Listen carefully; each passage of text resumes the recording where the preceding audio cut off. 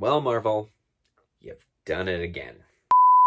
Well, hey there, friendships. Welcome back to Curtis's Corner. If you're new here, hi, I'm Curtis. This is my corner, and on today's Film Friday, well, it's technically a Saturday, but that's okay.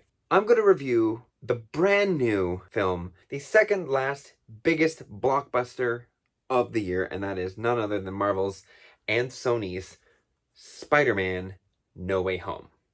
So if you're interested to hear any of my thoughts and breakdowns of this film, then keep on watching.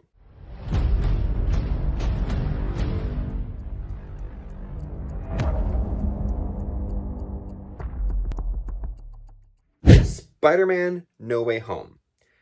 There has been leaks upon leaks upon leaks upon leaks upon leaks upon leaks upon leaks upon leaks upon leaks all over leading up to this film. Half of them looked real, half of them didn't, and then half that looked real had been proven to be fake, and others were still not proven. And seeing, I will say, some of the leaks that have been put out are in fact true.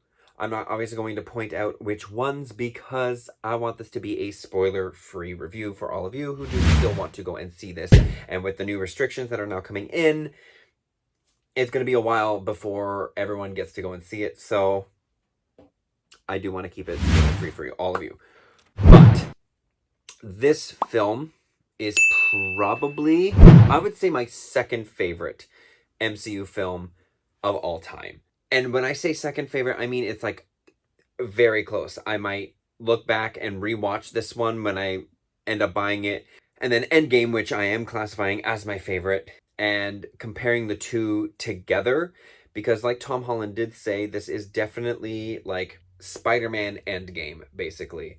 There is a lot of stakes in this film. There are a lot of new twists and turns that we haven't seen with Spider-Man either in the MCU or past versions of Spider-Man from before. Because while in the original trilogy, Tobey was a fantastic Spider-Man for that time, they definitely tweaked a lot of the stuff in there. And, you know, with the organic web fluid rather than web cartridges, they made it more serious toned and more believable that things like this could potentially happen. And then with the second iteration of Spider-Man that we got, it amped up the comedy, obviously, a little bit more and made it more like Peter. But to this day, I still hate that very first suit with the gold eyes. I hate it. I can't stand it still. Tom Holland is still my absolute favorite Spider-Man out of the three Spider-Man franchises that we have now had. And he really shows a big growth in character development in this film. You can see his inner struggle with wanting to do the right thing, but then also not wanting to like send people home to die. I will say some of the scenes in the trailer for this, in both trailers, have slightly been edited to show you different scenes, almost like how they did with Infinity War, where they showed the Hulk running, but the Hulk was never in Infinity War. It was just Bruce in like the giant Hulkbuster outfit. So they did some editing like that. The story of this film picks up immediately where Far From Home left off after Peter's getting his identity revealed. They kind of recap that and show and play the same audio as well. And obviously, you know, we have the Lizard that's been confirmed, Doc Ock, we have Sandman, Electro, Green Goblin. Those are the 5 villains. What you see of the villains in the trailer is what you are getting. There's no extra hidden villain here or there. That being said, I will say, as they do with every other film, they do tease of future villains that could potentially come into the MCU. Like they did with Homecoming, they teased Scorpion. And they had 2 different Shockers. And then he was never seen from again. So Shocker could eventually come back. Scorpion still has yet to make his debut fully as a villain in any Spider-Man film. So who knows what's going to happen in the future.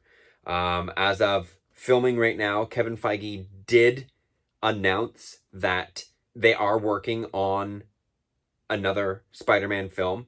It has been confirmed that they are doing a trilogy, and this just officially solidified it that they are sitting down in talks with Sony and Disney and actually working through everything to create our fourth Spider-Man film, which will then be the most on-screen Spider-Man solo films that we've ever had with just one continuous actor. So the villains basically pick up where you left off in their own franchises a while back. Everyone recognizes that people have died. Everyone recognizes that things are good, everything's okay, that I'm not a villain anymore. And then there is a slight motivation with Sandman that makes him actually be a villain. I like as well, they have more growth within specifically Electro himself, which I was not expecting to see in this film. So I was pleasantly surprised about that.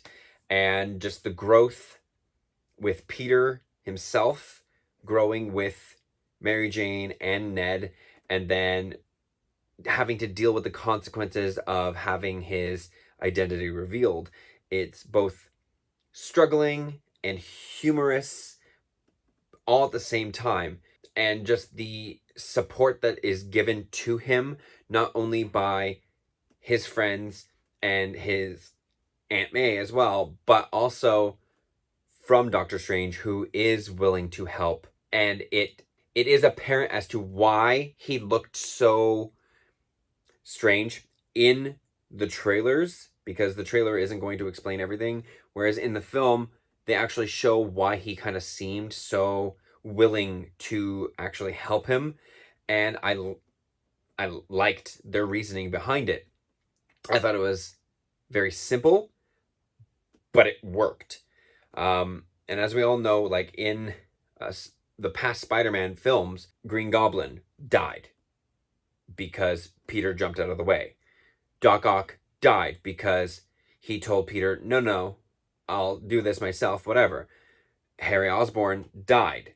And Venom, well, he blew up Venom in that universe. And then you have in Andrew Garfield's, he killed Electro by overpowering him and he blew up. So with this, the only villain that has ever died with Tom Holland's Spider-Man is Mysterio. And even still, everyone is kind of on the fence if he's actually truly dead or not. Because we don't know. Because we never saw a body. So he could come back in a future film. We don't know this. But that's what I like about this one, is that he's actively trying not to kill.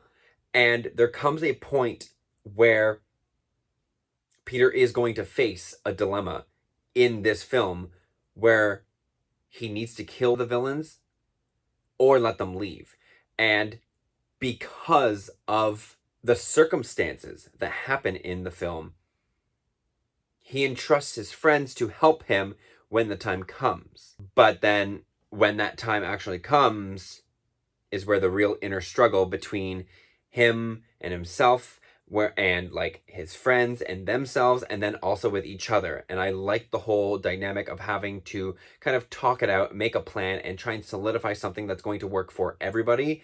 And I like that he's out trying to essentially save and give these villains a redemption arc and redemption story, so that way they don't have to go back to their timeline and to the point where they were about to die. I like that about this film. And the ending of the film, again, I'm not spoiling anything, the ending of the film is a very satisfactory ending. It is definitely an ending of a trilogy. You can see that his high school days are over.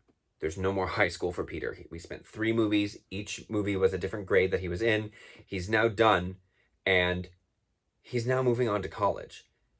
So the finale point of this film is definitely a very bittersweet moment, because we've been used to this version of Peter Parker for 3 solo films and 3 other adventure films, like team up films. So seeing him now moving on from high school is like, it's a great thing to see and anticipate that's coming, but also it's kind of sad to see him leaving that dynamic that we've now grown to appreciate and love, and especially with this film giving like a fan service to the past two films and just making you enjoy them so much more and really think about like every action that has led up to this exact point and why it was so necessary for him to make the decisions that he made, especially in this film. And I'm definitely looking forward, especially with the end credit scene,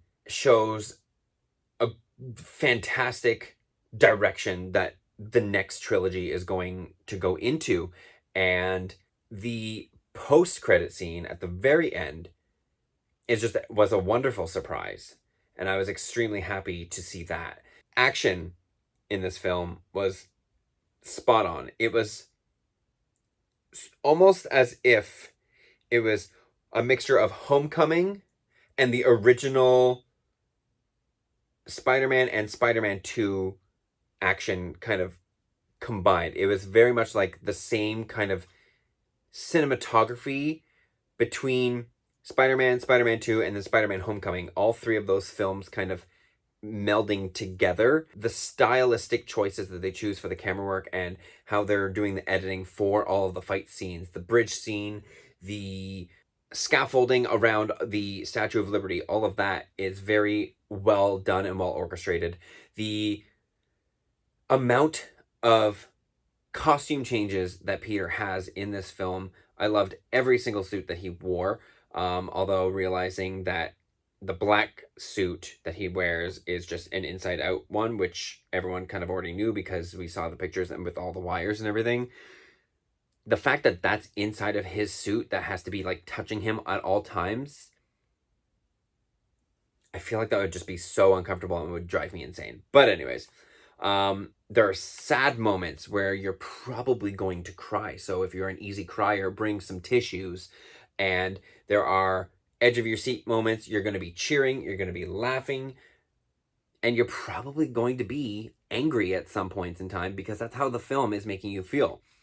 So if you're able to, if you haven't gotten a refund for your tickets or anything from any movie theaters because of everything kind of getting shut down yet again, or if you're thinking about buying tickets, do buy tickets because it's definitely a movie you need to see in the theaters if you can, and just go and enjoy because it is such a well done film and you will leave happy. I will say I left like very happy, but also still wanting more. Like if they had have added an extra half hour to this film, I would not have been mad at all. So there is that. If you do see the film after watching this, let me know your thoughts without some spoilers in the comments, please. So with all of those thoughts said, I'm going to be giving Spider-Man No Way Home an A+.